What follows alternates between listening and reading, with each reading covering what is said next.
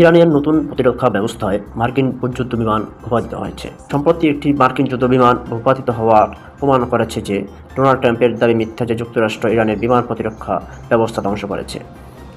নতুন উন্নত প্রতিরক্ষা ব্যবস্থা ব্যবহার করে ধ্বংস করা হয়েছে। একটি উন্নত শত্রু বিমান কেশম দ্বীপের দক্ষিণে লক্ষ্য করা হয়েছিল, যা সময় হিঙ্গাম দ্বীপের মধ্যে জলে ধসে পড়ে। ঘটনাটি ইরানের সামরিক সক্ষমতা প্রদর্শনের একটি গুরুত্বপূর্ণ প্রমাণ হিসেবে ধরা হচ্ছে এবং এটি মধ্যপ্রাচ্যে মার্কিন বিমান অভিযান ও রাজনৈতিক উত্তেজনার প্রেক্ষাপটে ঘটেছে।